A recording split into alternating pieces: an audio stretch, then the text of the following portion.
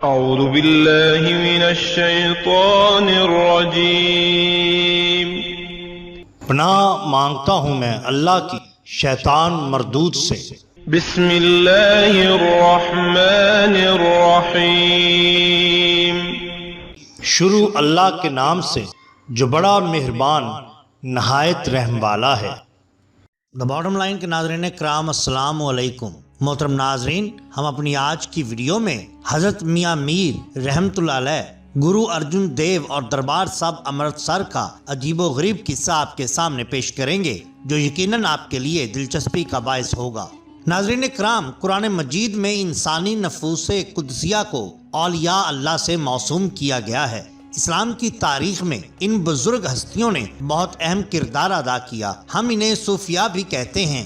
ان اللہ والوں نے تبلیغ اسلام اور تنظیم ملت کے لیے ہمیشہ شاندار رول ادا کیا ہے۔ کرنل خواجہ عبدالرشید نے لکھا ہے کہ علماء کرام نے نہ صرف مذہبی اور سیاسی پارٹیاں بنا کر امت کا شیرازہ بکھیرا بلکہ حکمرانوں کو بسا اوقات دھوکہ دے کر انقلاب پیدا کرا دیے۔ صوفیاء اسلام کا کردار اس کے برعکس ان سے بہت بلند رہا ہے۔ انہوں نے نہ صرف حکمرانوں کو صحیح نصیحتیں دی بلکہ مملکت کے کام میں سہولتیں پیدا کی، اور قوم میں یکجہتی کی جو جھلکیں ہمیں تاریخ میں نظر آتی ہیں وہ انہی صوفیاء کرام کی کوششوں کا نتیجہ تھیں۔ اگر اس بر اعظم ہندو پاکستان میں اسلام صحیح طور پر پھیلا ہے تو اس کی بھی یہی وجہ ہے۔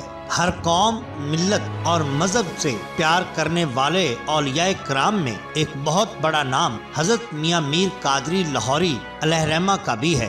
آپ کا اسم شریف میر محمد تھا، لقب میاں میر، پاشا میر، میاں جیو اور بالا پیر وغیرہ بھی ہیں۔ حضرت میاں میر رحمت اللہ علیہ سن 938 ہجری میں بمقام سیوستان سندھ میں پیدا ہوئے۔ آپ کا مذکورہ سن ولادت شہزادہ دارا شکو ابن شاہ جہان بادشاہ نے اپنی تصنیف سکینۃ الاولیاء میں حضرت میاں میر رحمت اللہ علیہ کے بھتیجے کے حوالے سے درج کیا ہے۔ حضرت میاں میر کے والد بزرگوار کا نام قاضی سائیں دتا ابن قاضی قلندر فاروقی ہے، جو کہ 28ویں پشت میں حضرت عمر فاروق رضی اللہ تعالیٰ عنہ سے ملتے ہیں۔ حضرت کی والدہ محترمہ فاطمہ بی بی بنت قاضی کازن تھیں، جو زہد و تقوی اور عبادت گزاری میں اپنے وقت کی رابعہ رحمت اللہ علیہ تھیں۔ حضرت میاں میر صاحب کے 4 بھائی قاضی بولن، قاضی عثمان، قاضی طاہر اور قاضی محمد تھے۔ 2 بہنیں بی بی جمال اور بی بی باری تھیں۔ حضرت میاں میر 12 برس کے تھے کہ یتیم ہو گئے۔ آپ نے اپنی والدہ مکرمہ سے علم باطنی حاصل کرنا شروع کیا اور تھوڑے عرصے میں عالم ملکوت کے اسرار و رموز آپ پر منکشف ہونے لگے اور دنیاوی تعلقات سے بے رغبت ہو گئے۔ اپنی والدہ صاحبہ کی اجازت لے کر سیر و سیاحت اور مجاہدہ اور ریاضت کے لیے سندھ اور کوہستان کے علاقوں میں گھومتے پھرتے رہے۔ حضرت شیخ خضر سیوستانی رحمت اللہ علیہ سے بیعت ہوئے، پھر لاہور تشریف لے آئے اور یہاں پر اسلام کا پرچار کیا، انسانیت سے محبت سکھائی اور تمام عمر رشد و ہدایت میں گزاری۔ یہاں ہم آپ کا ایک واقعہ نقل کرتے ہیں۔ حضرت میاں میر رحمت اللہ علیہ اپنی بزرگی اور پاک بازی کی بنا پر جہاں عوام الناس اور بادشاہوں کی نظر میں نہایت ادب و احترام سے دیکھے جاتے تھے، وہاں غیر مسلم بھی آپ کی خدمت اقدس میں حاضر ہو کر دلی مرادیں پاتے تھے۔ چنانچہ جب گرو ارجن دیو کے دل میں دربار صاحب امرتسر تعمیر کرنے کا خیال آیا، اس نے حضرت میاں میر رحمت اللہ علیہ کی خدمت اقدس میں حاضر ہو کر اپنی عبادت گاہ کا سنگ بنیاد اپنے ہاتھوں سے رکھنے کی تجویز پیش کی، جو آپ نے منظور فرما لی اور امرتسر تشریف لے گئے۔ ایک سکھ مصنف نے اپنی تصنیف تاریخ امرتسر میں لکھا ہے کہ تالاب بنوانے کے بعد سکھ گرو نے سن 1588 کو ہرمندر کا بنیادی پتھر حضرت میاں میر رحمت اللہ علیہ کے دست مبارک سے رکھوایا۔ اتفاقاً حضرت میاں میر رحمت اللہ علیہ کے ہاتھ سے وہ بنیادی اینٹ الٹی رکھی گئی، جس کو معمار نے اٹھا کر سیدھا کر دیا۔ اس پر گرو ارجن دیو بہت خفا ہوئے اور کہا کہ ایسے مقدس ہاتھ کی اینٹ تم نے کیوں سیدھی کی؟ حضرت میاں میر رحمت اللہ علیہ نے فرمایا کہ یہ اینٹ اس لیے الٹی رکھی گئی ہے کہ ایک بار یہ گردوارہ تباہ ہو کر پھر آباد ہوگا، اور اس کا نتیجہ یہی ہوا کہ یہ مندر ایک دفعہ مکمل طور پر تباہ ہو کر پھر آباد ہوا۔ احمد شاہ ابدالی کے حملہ امرتسر سن 1761 کے دوران یہ مندر تباہ و برباد ہو کر 4 سال بعد آباد ہوا۔ بتایا جاتا ہے کہ گرو ارجن دیو نے لاہور آ کر حضرت میاں میر رحمۃ اللہ علیہ سے درخواست کی تھی کہ وہ ہرمندر کا سنگ بنیاد رکھیں۔ یہ واقعات سکھوں نے اپنی تواریخ میں لکھے ہیں، مگر مسلم مورخین کی کتب میں ان کا حوالہ نہیں ملتا اور نہ ہی کسی معاصر تذکرہ نگار اور مورخ نے اس واقعہ کا ذکر کیا ہے۔ کرنل بھولا ناتھ اپنی کتاب شہر لاہور کی تاریخ میں لکھتا ہے، گرو ارجن اور میاں میر متر سن۔ انسائکلوپیڈیا اردو سے بھی اس کی تصدیق ہوتی ہے۔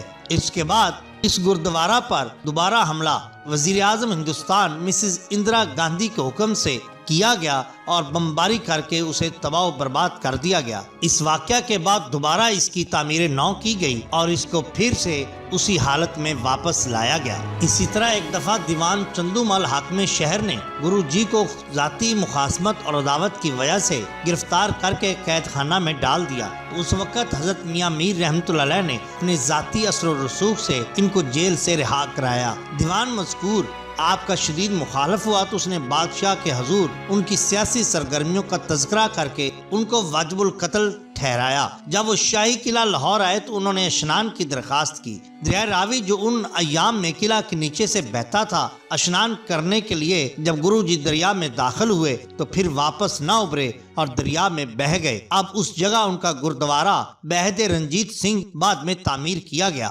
شیخ عبد الرؤوف لوتھر سکھ نو مسلم کی روایت ہے کہ قدیم گرنتھ بابا گرو نانک میں ان کی پیش گوئی درج تھی کہ امرتسر کے ہرمندر کا سنگ بنیاد ایک ایسا شخص رکھے گا جو اس علاقے میں سب سے زیادہ بہتر ہوگا اور اللہ نے اس کے ہاتھ پر برکت رکھی ہوگی، اور زمانہ جانتا ہے کہ یہ کام حضرت میاں میر رحمۃ اللہ علیہ کے ہاتھوں سر انجام پایا۔ ہرمندر امرتسر تالاب کے صدر دروازے کے قریب مقام میاں میر تھا، جہاں حضرت بابا فرید گنج شکر رحمۃ اللہ علیہ اور دوسرے بزرگان کے تبرکات تھے، مگر اب یہ نہیں ہیں اور ان کو وہاں سے اٹھا دیا گیا ہے۔ سردار علی احمد خان جب 1979 میں امرتسر گئے تو انہوں نے دربار صاحب امرتسر میں دربار صاحب آرٹ گیلری میں حضرت میاں میر رحمۃ اللہ علیہ اور حضرت فرید الدین گنج شکر رحمۃ اللہ علیہ کی تصاویر دیکھی تھیں، جو کہ صوبہ سنگھ آرٹسٹ کی تیار کردہ تھیں۔ یہ واقعات کہاں تک درست ہیں اس کا علم تو اللہ تعالیٰ کی ذات کو ہے، لیکن یہ واقعات آپ کے سامنے مورخ لاہور میاں محمد دین کلیم قادری صاحب کی کتاب سے